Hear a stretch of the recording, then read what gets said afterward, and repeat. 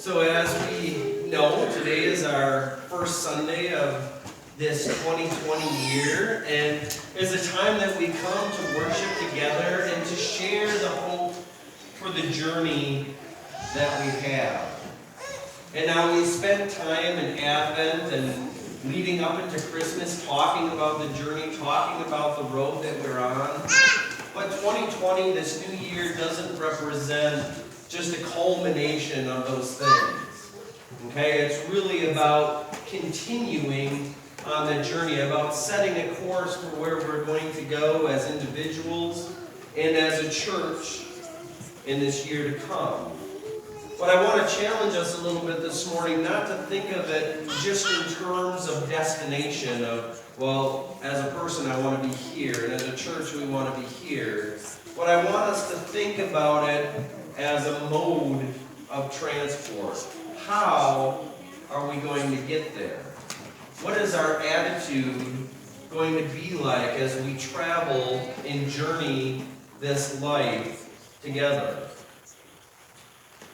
So, we're going to be starting a new series next week called God Leading, okay? And we're going to be looking at the life of Abraham and how God called him out and led him to a different place, and how God is going to be leading us in this year to come, okay? Many of you have heard me speak about 2020 as being a year that our churches are going to spend a lot of time to envisioning and goal setting.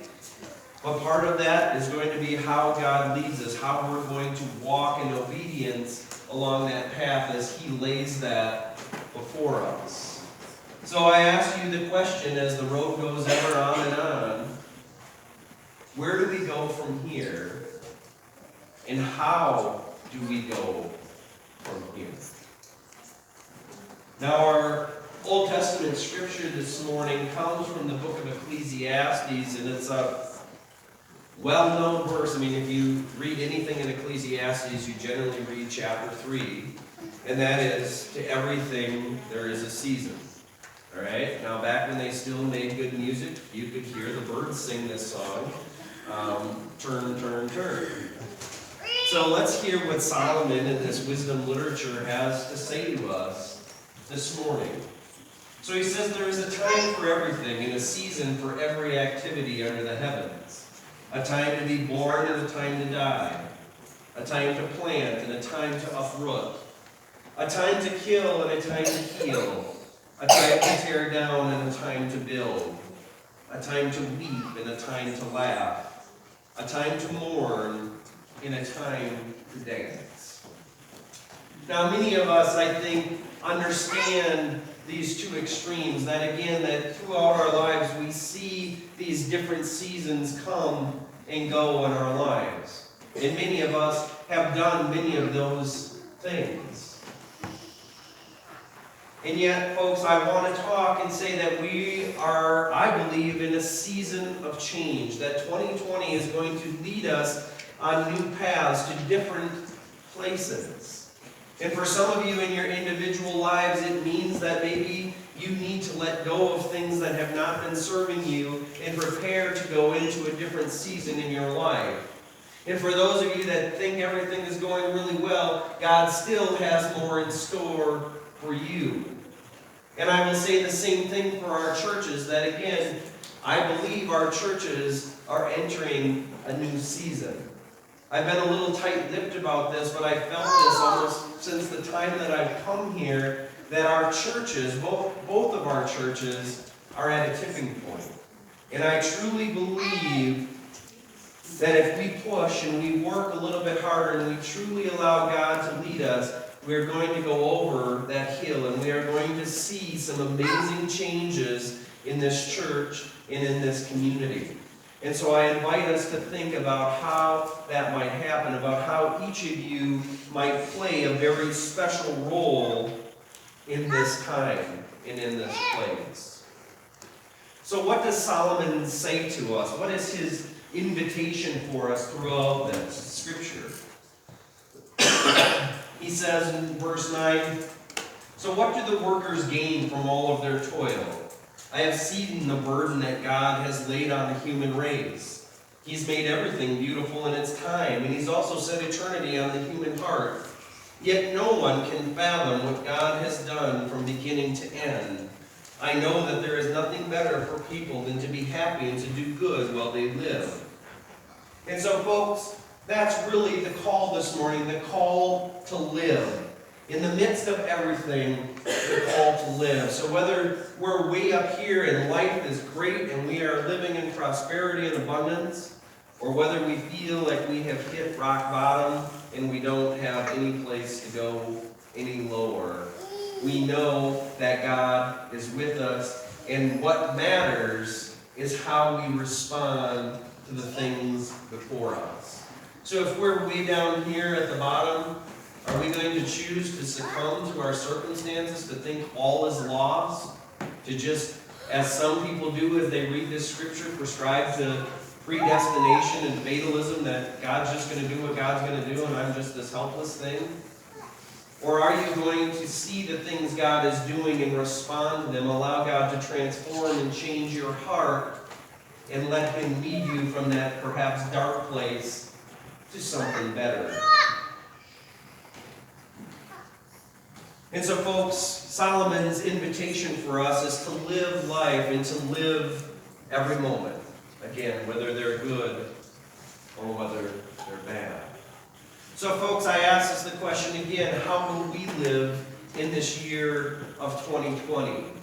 What goals will we set? What vision and trajectory will we give our church? I'm not going to spend a lot of time on this because you've heard me talk about it before, and I just spent time talking to the young disciples about it. The goals are important things. They're guideposts for us as individuals and as a church to move forward. I put the SMART acronym there, but I know that there are people who will just rail against this, saying that that's a complete waste of time. You need to have these great big audacious goals that just drive you out of your extreme and out of your comfort zone. And I see the value of both points. But again, we do need things that we can trace, things that allow us to move bit by bit to the place that we want to go. And as I told the kids, it's not so much about the destination, about accomplishing the goal, but the journey. And I preach to myself this morning because I am one of those people that's very goal-oriented, and yet I race as hard as I can to that goal only to find that I accomplish it, and I'm just kind of miserable going, really? I just worked that hard for this? Because I missed everything along the way. I missed the transformation that I had in my life to get to that point. Even as a father, I have to be careful. Sometimes I wish I could just take my kids and be like, you're here, but I want you here. And it's like, no, let them live. Let them journey. See the journey. Be part of that journey. So I started reading, excuse me, an interesting book called The Infinite Game by Simon Sinek. And he talks about the difference between finite games and infinite games. And as the words suggest, a finite game would be something like a football game where there's prescribed rules, that there's time limits, that at the end of the game, whoever has the most points wins, and we know that that is the trajectory. But he goes on to say that there are other games, infinite games, games that do not have the same type of rules, the same type of regulations, games that persist forever, games like politics, religion, things like that. And he says that the difference is not so much playing a football game as it is getting in shape, okay? It's a lifestyle that you go through. And so yes, you might play a game of football along the way while you're training, but your goal is to be in shape, and you will take that course throughout your life. And so he lists 5 essential practices of an infinite mindset in his book. And the first one is to advance a just cause. Now, in the church, we don't really need to discover or create some just cause to get behind, because we already have that. That is the person of Jesus Christ in His love and His grace. Now, what we do need to do as a church is really become passionate about making disciples of Jesus Christ. We need to encourage people to understand that they have important roles to play, and we need to do things in a relevant, thank you, manner to attract people, to invite people into this and say, look at the things we're doing. Look at what we're doing. This is why you should come and be a part of this thing we call the church, part of our church family. All right? And he would say that the just cause goes beyond a mere why statement. Oftentimes when you get into business, everybody tells you, oh, what's your why? Why are you doing this? And he says a why is a good thing, but it's just an origin story. The just cause, a true just cause, will keep you moving through the goals, through the mundane things, through all of those things to continue to provide and support your cause. He would also say that you need to build trusting teams. And so again, this year, as we look to vision and goal set as a church, we're going to be forming and building teams here in church. Teams to go do ministry, teams to go do mission, teams we already have set up in terms of some of our committees to administer some of these things. He says then that we should study worthy rivals. Now, again, this is a business book, and so it's a little bit hard to cross into church life. But I would say that we're not here to study the other denominations and what they have to offer. My philosophy on that is that if you need to go to a Catholic church so that you can truly experience God and the rituals and the traditions of the Catholic Church help you do that, go to the Catholic Church. If you need to go to the Baptist Church because that's where you can experience God in the greatest way, then go to the Baptist Church. So we don't need to be in competition with the other denominations around because we're all on the same team. We just have a little bit different way of doing it. What I can say is that we can look at some of the bigger churches, perhaps some of what we might call the more successful churches, the Jacob's Well, the Red Cedars, and say, hey, what are they doing? Are there things that we can learn from them that we might do here? Now, when we talk about studying worthy rivals, I would say that in terms of studying rivals, we need to be looking at the other world views. Okay? So what are the atheists? What are the other world religions saying? How are they answering the tough questions of life? And then we go back and say, okay, what does our Christianity say about those very same questions? And we begin to study the rivals and have answers to those very same questions to act in different ways. Step 4 is to prepare for an existential flexibility. That just simply means that things are going to change. Culture will change. Our congregation will change over time. And we just need to be able to adapt. We need to be flexible that no matter what happens, we continue to thrive and do the ministry that God calls us to do. And 5, demonstrate the courage to lead. And folks, if we're going to set big visions and big goals for our churches this year, we need leaders. We need people to come and to be an influence in your sphere of life, whether that is at your home, whether it's here in the church, whether it's in the marketplace, in the business that you do. We need people to step up and demonstrate the courage to lead. So let's look briefly then at our New Testament scripture, which comes from Matthew 25, and it is the parable of the sheep and goats. And Jesus says, when the Son of Man comes in his glory and all of the angels around him, he will sit on this glorious throne. All the nations will be gathered before him, and he will separate the people from one another as a shepherd separates the sheep from the goats. He will put the sheep on his right hand and the goats on his left. And so, folks, one of the things I want us to think about in terms of an infinite game is the fact that we are part of something bigger than ourselves, that we're something big part of, even bigger than this church. And one of the calls of the Great Commission is to go out to all the world, to all of the nations. And so I ask us in this year of 2020, how will we do that? Where will we go? How will God separate us when the time comes? Will we be on the right hand or on the left hand? All right? And so, folks, again, this is where we need people to rise up, to step in to leadership, if you will, because again, we are part of a nation.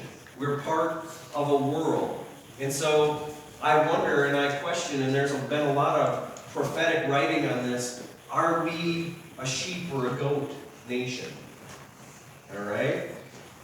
Are we a nation that is righteous and follows the mandates of God, or are we a goat nation that has just forsaken it? I'm going to go out on a limb here and be a little bold and say my experience in the last 20 years is that we've started to trend to go towards a goat nation. We've started to forsake many of the Judeo-Christian principles which this nation was founded upon. We continue to try to rewrite a lot of history to fit specific narratives that didn't happen. And so, folks, we need to be careful. And we need to, as Christians, not just hide in the background and be afraid of our beliefs and be afraid of our Christianity, but to stand up and say, you know what? We have something valuable to offer this state, this country, this world. And how will we lead that? How will we influence this nation, again, in the things that God calls us to do? So Jesus answers those on the right. Then the king will say, "You are blessed by my Father. Take your inheritance, the kingdom prepared for you since the creation of the world. I was hungry, and you gave me something to eat. I was thirsty, and you gave me something to drink. I was a stranger, and you invited me in. I indeed clothed you. I needed clothes, and you clothed me. I was sick, and you looked after me. I was in prison, and you came to visit me."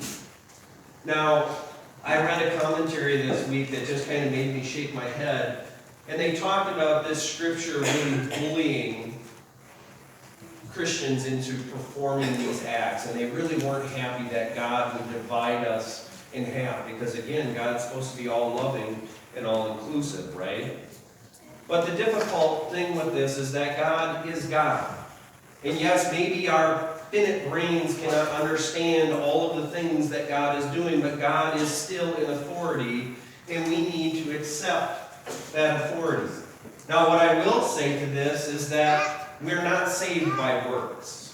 All right? We can go and do all of these things. Give clothes to those that need clothes, feed the hungry, take care of the sick, go visit those people in prison. But again, if we're just doing them to do them, we've done them for the wrong reason. If we've done them to think that we can earn salvation, we've done them for the wrong reason, because salvation comes through grace alone, in faith. All right? But Christianity needs to go beyond more than just the affirmation that I believe in God.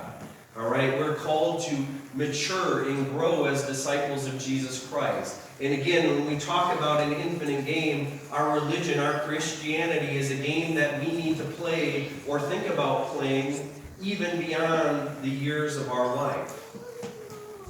All right? So when we talk about it as a lifestyle, those things should flow from our dedication and love of Jesus Christ. As we grow, that is part of the lifestyle. So I ask you folks, what will be our church's legacies in the years to come? Again, I ask you, when I say we're at a tipping point, will our church last 3 more years?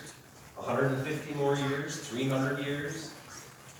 What will each of you do to be a part of the legacy that we build?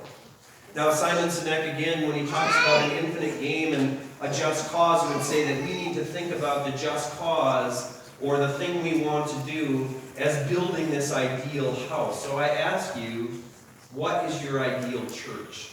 What does it look like? I'm going to suggest it goes beyond these 2 buildings that we're in right now. I can also tell you that as your pastor, I'm a little bit nervous. I'm a little bit scared about the time to come, because I think about the responsibility I have to lead and shepherd you through this time. And I want us to be a church that has that 300, 500-year goal in place to say, you know what, 500 years from now, if Christ hasn't come, we're still doing ministry. But I have to say, I'm a little bit nervous. Well, what if I make mistakes along the way? What if I trip us up? What if I make bumps in the road? But that's why we all need to work together. Now our churches, both of them, find themselves in a very interesting situation. All right? Financially, both of our churches are doing very, very well. And so we have the opportunity to step out into growth and do amazing things in this coming year.